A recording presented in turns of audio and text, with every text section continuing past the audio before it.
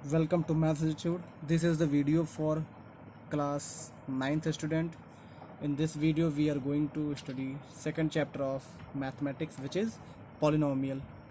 In this series our first topic is constant. Before discussing polynomial we have to know about some basic facts, which is constant, variable, algebraic expressions, mathematical operation, etc.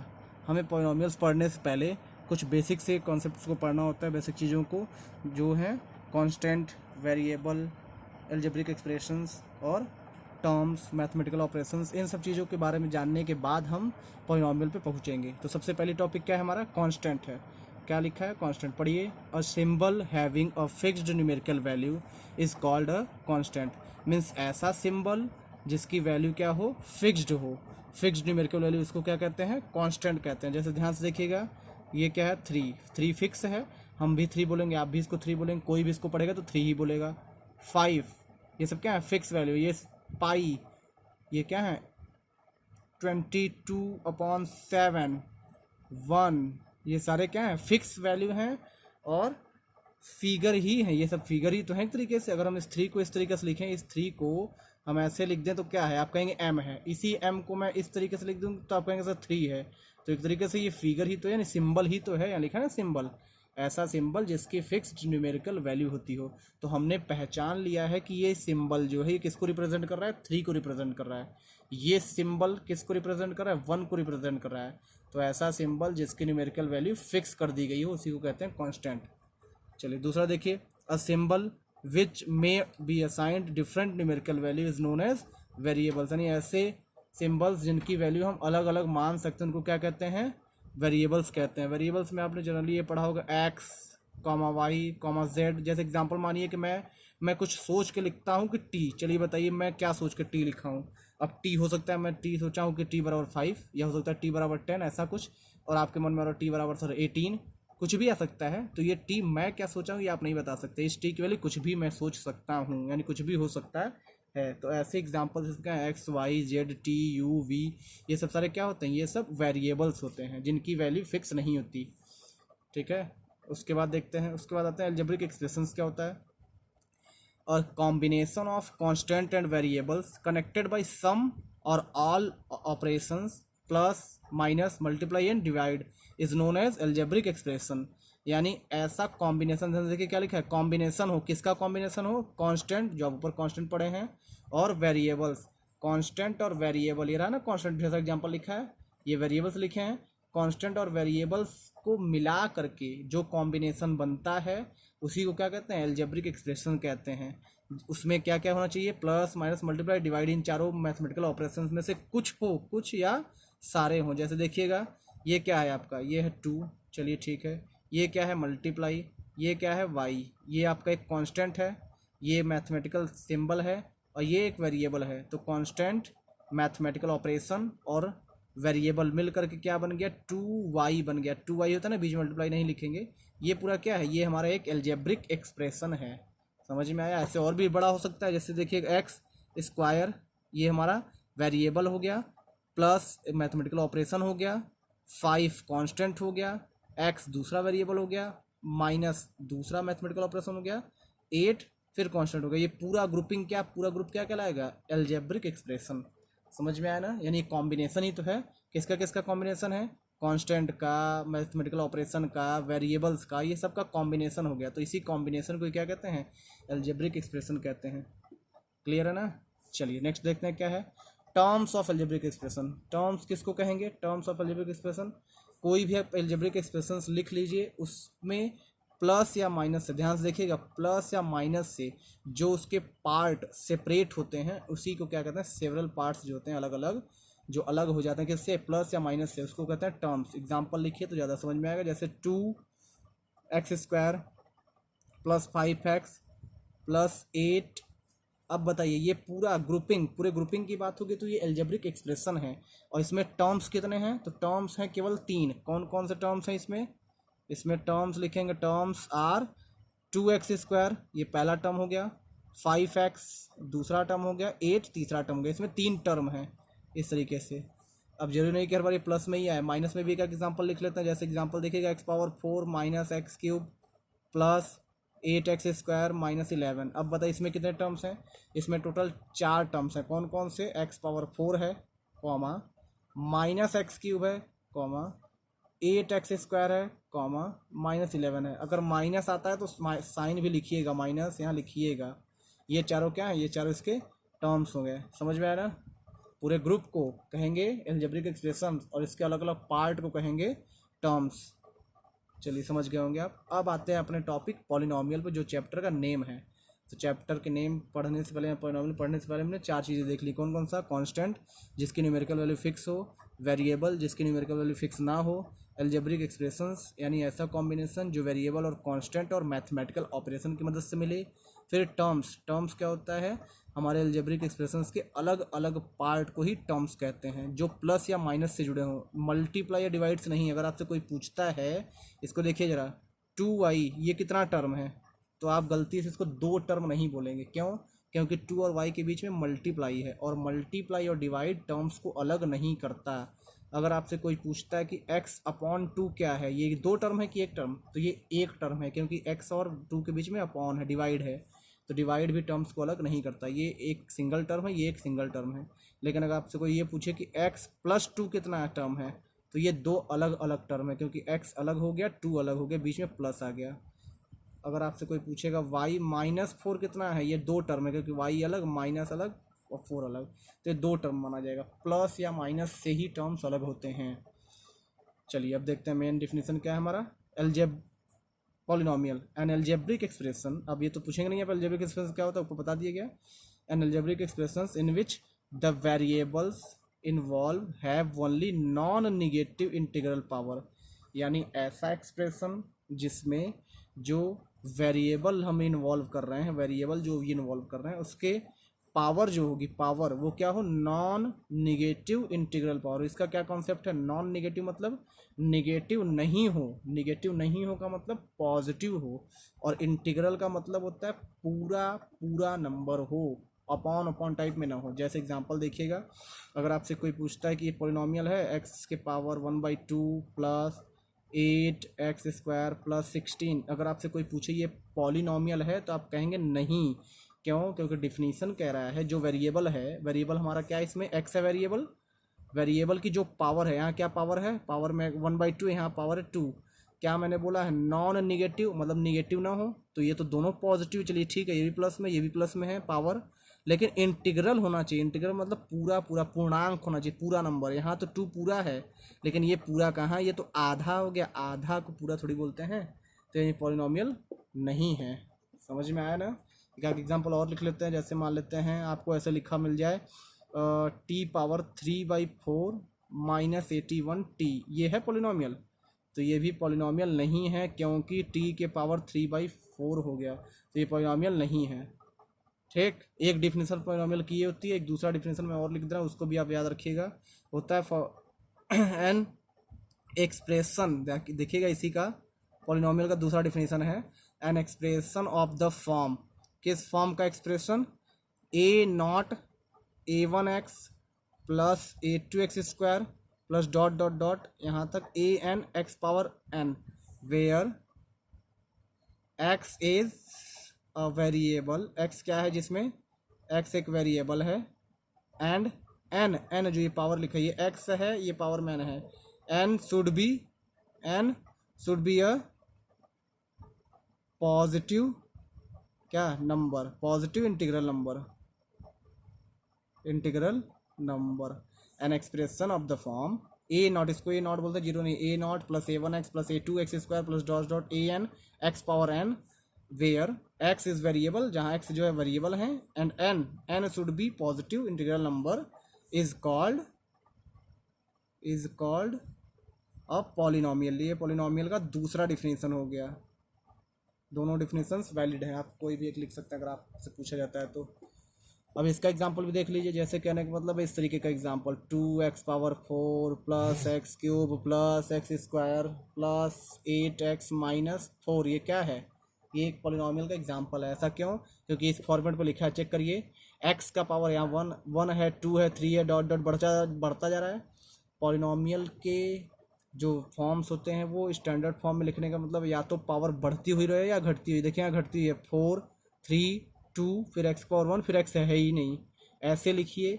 या इस तरीके से लिख सकते थे इसको, जैसे यही सेम यही चीज़ लिखना हो तो -4 + 8x + x square + x cube + 2x power 4, इस तरीके से पॉलिनॉमियल ऐसा लिखेंगे या ऐसा लिखेंगे, इन्हीं दोनों फॉर्म में लिखेंगे। यहाँ पे क्या हो रहा है, देखिए यहाँ x नहीं है, फिर x एक बार है, फिर x दो बार है, x तीन बार है, x चार बार है। हम पावर्स की बात करें, कांस्टेंट की बात नहीं हो रही है। तो ये क्या है, हमारा पॉलिनॉमियल है। क्यों? क्योंकि ये x हमारा वेरिएबल हो गया और n जो होना चाहिए वो पॉजिटिव होना चाहिए, इंटीरियर होना चाहिए। पॉजिटिव है ना सब पे, देखिए 4 3 2 1 सब प्लस में ही तो हैं और पूरे पूरे नंबर हैं, तो ये पॉलिनॉमियल है। एक दो एग्जांपल और देखते हैं कि कौन सा पॉलिनॉमियल है कौन सा पॉलिनॉमियल नहीं है। देखिए आगे, देखिए जैसे आपसे कोई पूछता है कि पॉलिनॉमियल है कि नहीं है तो आप बताइएगा ज़रा। तो x² + 1/x², ये पॉलिनॉमियल है? ये पॉलिनॉमियल नहीं है। क्यों नहीं है? क्योंकि अगर इसको स्टैंडर्ड फॉर्म में लिखेंगे x² हो जाएगा, इस 1/x² को जब आप ऊपर करेंगे तो ये हो जाएगा x पावर -2। पावर में क्या आ गया, माइनस आ गया ना, इसका मतलब ये पॉलिनॉमियल नहीं है। आपसे दूसरा पूछा जा सकता है, मान लीजिए ये अंडर रूट में t, यहाँ मान लेते हैं 4√t + 4t², ये पॉलिनॉमियल है? तो आप कहेंगे ये भी पॉलिनॉमियल नहीं है। क्यों नहीं है? क्योंकि ये क्या लिखा है, 4 जो अंडर रूट में t है, ये t की पावर 1/2 माना जाएगा, रूट ही 1/2 होता है ना, 4t²। तो ये भी पॉलिनॉमियल नहीं है क्योंकि पावर में 1/2 आ गया। पावर में न तो माइनस आना चाहिए न तो अपॉन अपॉन आना चाहिए, तो ये भी पॉलिनॉमियल नहीं है। ठीक है, क्लियर है ना? चलिए एक दो एग्जांपल और लिख लेते हैं, बताइएगा ज़रा। x power 3 - x² + x power 8 + 4x², या क्यूब कर लीजिए, चलिए, +4/5, ये है पॉलिनॉमियल? ये है पॉलिनॉमियल। आप इस अपॉन को नहीं देखेंगे, आप इसको देखिए। x आया है, x हमारा वेरिएबल है और x के पावर में क्या है, प्लस होना चाहिए, बस अपॉन में ना हो, प्लस हो।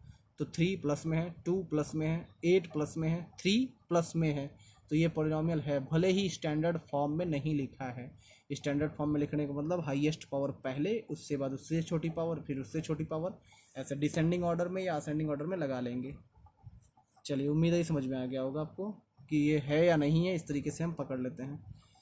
नेक्स्ट देखिए, अब अगली टॉपिक क्या है, कोफिशिएंट किसको कहते हैं। कोई भी एक पॉलिनॉमियल हम लिख देते हैं, 4x पावर 5, ये 5 है, -3x पावर 4 + 2x² + x -8। ये हमने एक पॉलिनॉमियल का एग्जांपल लिख दिया क्योंकि पावर सब में प्लस है। देखिए 5 4 2 1, यहाँ x है ही नहीं तो कोई मतलब नहीं, आगे के माइनस से नहीं मतलब है, हम पावर प्लस में है तो ये मेरा पॉलिनॉमियल है।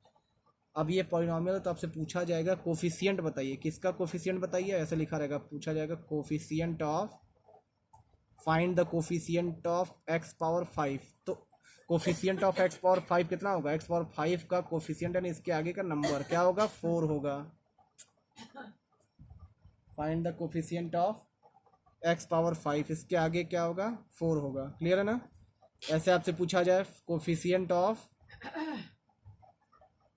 x पावर 4, x पावर 4 का कोफिशिएंट क्या होगा, -3। x पावर 4 के आगे क्या है, x पावर 4 के आगे माइनस भी लिखेंगे, -3। ठीक है, समझ पाए आप?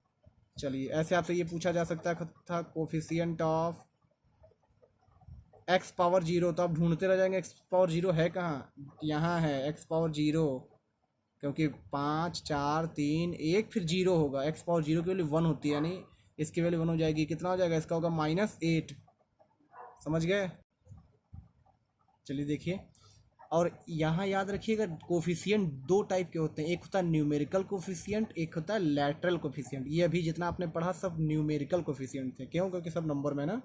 आपसे कभी कभी ऐसा पूछता है लैटरल कोफिशिएंट, किसका, लैटरल कोफिशिएंट, किसी एक का मैं लिखता ई है, ये कोफिशिएंट ऑफ -3। ध्यान से सुनिएगा, लैटरल कोफिशिएंट ऑफ -3, -3 के साथ क्या लगा हुआ है, तो आप इसमें बताएंगे x पावर 4। समझ में आया? लैटरल कोफिशिएंट में यहाँ वेरिएबल्स लिखते हैं और केवल न्यूमेरिकल कोफिशिएंट में नंबर्स लिखते हैं। ये सारे क्या है, न्यूमेरिकल कोफिशिएंट थे, न्यूमेरिकल कोफिशिएंट ये। ठीक है, अब जैसे मान लीजिए मैं पूछूं कि लेटरल कोफिशिएंट ऑफ 2, इसका लेटरल कोफिशिएंट क्या होगा, तो होगा x square. Lateral coefficient of 4 तो बोलेंगे एक्स पावर 5। ठीक, तो फिलहाल आपसे लेटरल कोफिशिएंट नहीं पूछा जाएगा, नॉर्मली कोफिशिएंट पूछा जाएगा, तो कोफिशिएंट आप आगे का नंबर बता देंगे। क्लियर है ना। चलिए डिग्री देखिए।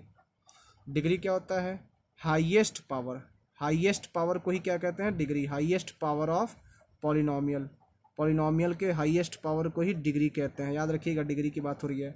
जैसे अगर हम इस एग्जांपल को देखें, ये जो लिखा है हम पॉलिनोमियल, इसका डिग्री कितना होगा, तो डिग्री होगा 5। एक्स के पावर की बात हो रही, न कि 8 अब मत लिख दीजिएगा। इसकी डिग्री कितनी होगी, जो ऊपर एग्जाम्पल लिखा है, डिग्री होगा इसका 5। ये है ना यहाँ 5।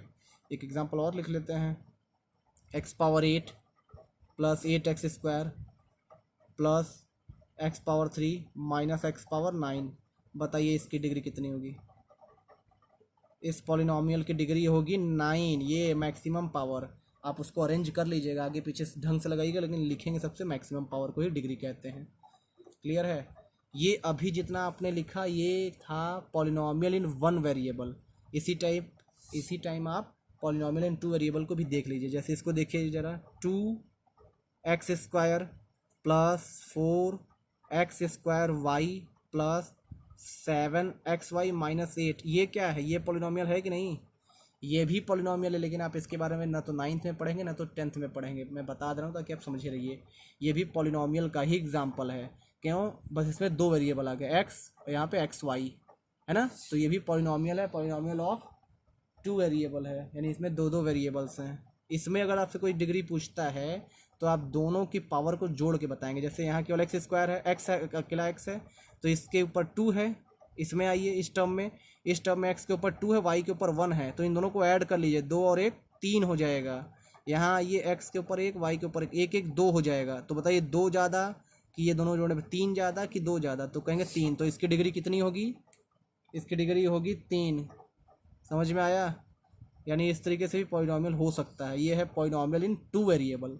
और अभी आप जो 9th और 10th में पढ़ेंगे पॉलिनोमियल इन 1 वेरिएबल रहता है, लेकिन आप इस बात को भी याद रखिएगा। अब इसको देखेंगे, आप कहेंगे सर डिग्री हमारी 2 है, 2 नहीं है, 2 और 1 3 है, दोनों जोड़ के बताएंगे इसमें। और बाकी इस केस में तो जो सबसे मैक्सिमम वो मैक्सिमम है, कोई दिक्कत नहीं इसमें। ठीक, तो आप डिग्री तक समझ गए होंगे। चलिए अब देखते हैं types of polynomial. Types of polynomial में क्या होता है, यहाँ 2 तरीके से हम टाइप्स बता सकते हैं। पहला है on the basis of terms, उसके टर्म्स की संख्या के हिसाब से। टर्म्स की संख्या के हिसाब से बताएंगे तो 3 तरीके के पॉलिनोमियल होते हैं। पहला क्या है, मोनोमियल। मोनो माने होता है एक, मोनोमियल मीन्स एक टर्म्स, जिसमें हमने लिख रखा है देखिए, कंटेन ओनली 1 टर्म, जिसमें केवल एक टर्म्स हो, ऐसा पॉलिनोमियल। जैसे ये एक्स क्या है, ये भी एक पॉलिनोमियल ही है, इसमें बस एक टर्म है, तो इसको मोनोमियल कहेंगे। जैसे ये हो गया 7/5y, ये भी एक ही पॉलिनोमियल, इसमें 3 मत जोड़ दीजिएगा, 7 अलग 5 अलग ये अलग, ऐसा नहीं, यहाँ इंटू है, ये पूरा ग्रुप एक पॉलिनोमियल है, यानी मोनोमियल है। कुछ भी ऐसा, x के ऊपर क्यूब, ये भी मोनोमियल ही है। ऐसे ढेर सा एग्जांपल आप लिख सकते हैं। ठीक है। बायनोमियल में क्या होता है, जिसमें 2 टर्म हो, जैसे x पावर 4 प्लस 8, ये क्या है, ये बायनोमियल का एग्जांपल हो गया। 2 है ना, पहला टर्म और दूसरा टर्म। अभी मैंने कुछ देर पहले बताया था प्लस और माइनस से टर्म्स अलग होते हैं, तो यहाँ प्लस लगा है, तो ये प्लस इस पूरे एक्सप्रेशन को 2 टर्म में डिवाइड कर दिया, पहला टर्म दूसरा टर्म, 2 टर्म आ गया, इसलिए बायनोमियल। ऐसा कुछ भी हो सकता है, एक्स पावर 100 माइनस 81, ये भी क्या है, बायनोमियल हो गया, 1 2 टर्म हो गया, टर्म 2 होने चाहिए। अगला ट्राइनोमियल, जिसमें 3 टर्म हो, जैसे example x square plus x plus 8, ये क्या है, ट्राइनोमियल हो गया, 1 2 3 टर्म। कुछ भी ऐसा, x power 14 minus x power 10 minus x, ये भी क्या है, ट्राइनोमियल, 3 टर्म है। टर्म 3 होने चाहिए, पावर नहीं। ये 3 समझ गए। अगर 3 से ज़्यादा टर्म होते हैं तो आप सिंपली पॉलिनोमियल ही बोलेंगे। आगे देखते हैं। अब उसका किसके आधार पर डिफ्रेंसिएशन कर रहे हैं, डिग्री के आधार पे, on the basis of degree. अगर डिग्री 1 हो, डिग्री टर्म्स नहीं, डिग्री 1 हो तो उसको लीनियर बोलते हैं। जैसे x प्लस 8, इस x की पावर कितनी है, 1 है, तो ये पूरा क्या कहा जाएगा, ये लीनियर कहा जाएगा। अब इसमें आप टर्म्स नहीं गिनेंगे, पावर देखेंगे, पावर टर्म्स भले 2 है, उससे मतलब नहीं है, डिग्री 1 है तो इसलिए ये लीनियर।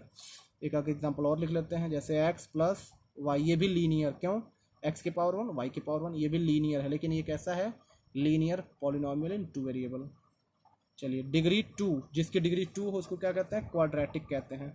जैसे x square plus 81 x plus 8, ये पूरा क्या है, डिग्री देखिए मैक्सिमम पावर 2 है तो यानी इसकी डिग्री होगी 2, तो ये क्या है, क्वाड्रेटिक है। एक्स पावर 4 प्लस 81, ये क्या है, डिग्री कितनी है, यहाँ 2 लिखे सॉरी, यहाँ एक्स स्क्वायर प्लस 81 दो टर्म है और डिग्री 2 है तो इसलिए ये भी क्वाड्रेटिक है।